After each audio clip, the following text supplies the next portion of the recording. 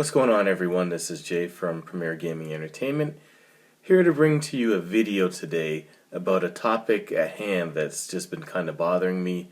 So I wanted to bring that to you today, and that topic is the quarterback situation right now at Michigan. So, as Cade is our starting quarterback. We're 6-0. There's been some games where we've been kind of here and there. But overall, I feel as though the quarterback situation and the play by the quarterbacks has, over the course of the year gradually improved. But, there's still people out there that are debating whether or not, we should, put Cade on the bench and allow, JJ to come in and be the starting quarterback going forward. So I wanted to kind of discuss that with you. Leave me a comment in the comment section below. Let me know how you feel about that. Do you think that Cade should be allowed to continue being the starter as long as we keep winning? Or do you feel as though it's time to give JJ a shot to be the starting quarterback going forward because he's the future? And it's best to let him, if he is going to be the future, it's best to allow him to be the quarterback now. Let me know how you feel in the comments section below. So, my thoughts and feelings on it is basically this. At the beginning of the season, there was a quarterback battle that ensued between JJ and Cade. And JJ had any and all opportunity to win that starting job, and for whatever reason, the coaching staff felt as though Cade was, the person that should be allowed to be the starter going forward. So I'm gonna go out on a limb here and say that I'm not no expert or anything like that. I'm not there in the practices, so it's hard to get a gauge from that, but, if JJ was just that much better than Cade as far as that goes, as far as commanding a team now and leading them to victory every single week, I feel as though the coaching staff would go with the best option to do that, and they would obviously pick JJ to be the starter every single week. But they're not doing that. So I'm not saying that he doesn't have the better arm, he doesn't have the better talent. He's not. I'm not saying he's not the future of the team. I'm just saying that I think as it is right now, I feel as though Cade is still the best as far as commanding the team, and allowing them to get a victory every single week. It's nice to see JJ come in spot situations, or when we're up by 30, to come in and chuck a beautiful ball for a touchdown and look good and have everybody saying, see, that's why JJ needs to be in there, because look at that throw. Or it's easy in the middle of a game on a certain play and say Cade misses a throw, to say, well, if JJ was in, he would have made that throw. And that might be true, but what about the plays all in between that? What about leading the offense, commanding the offense, having the whole command and respect of the team, having the team believe in you, knowing the plays?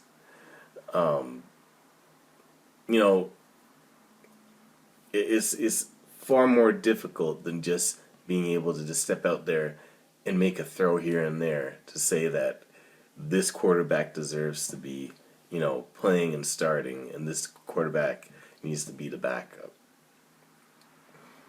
I've in the past, if you all you have to do is just go back 1 year, really, and everybody was saying how Joe was going to be the next Cam Newton 2.0. Look at the throws. I remember people telling me after the Minnesota game, when I said that, Joe looked okay, but we'll see what happens going forward. People were saying in the comments about he looked better than okay, and he looked amazing, and I didn't see it after that Minnesota game. I just thought he was average. It looked okay. I saw there was a lot of improvement, and look what happened after that. He was a complete disaster. So I don't know. It's kind of it's kind of hit or miss as far as that goes.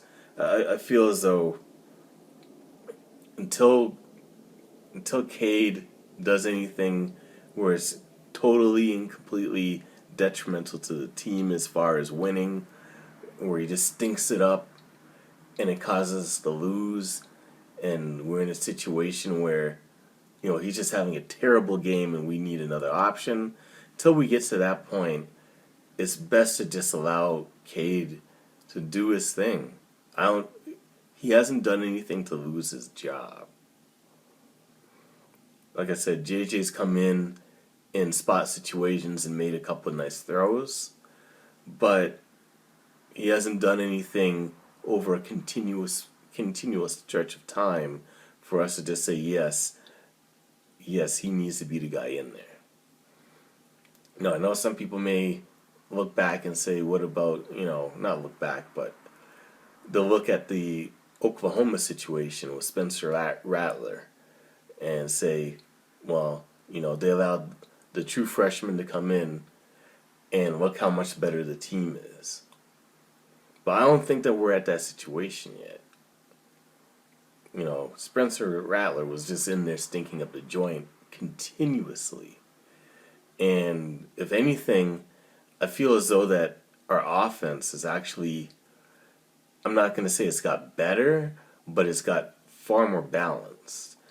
And I think that's what we were looking for going forward. The first few games were just totally and completely run heavy, where, Cade didn't do anything, to be honest with you. He just dropped back, handed off the ball, made the occasional throw here or there.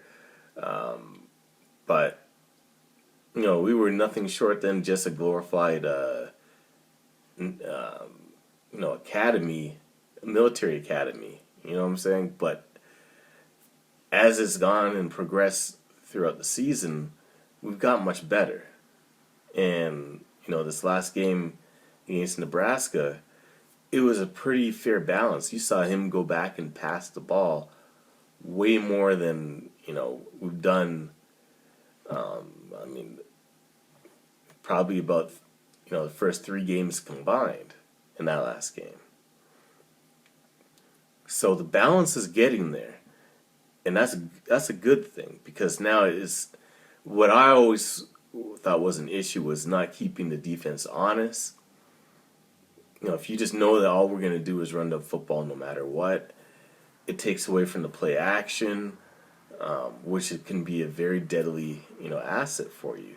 But if you don't think that we're going to pass the ball and you don't think that we're going to go deep, then you're going to have a situation like what I kept harping on and with the whole thing with Shea, where it's like you're just going to have everybody near the line of scrimmage, just daring you to go deep.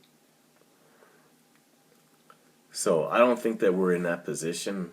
I feel as though we have the ability to go deep, and now we're, especially with that last game in Nebraska, it showcases that we can pass the football. And we can pass the football in situations where we have to make plays in order to win the game.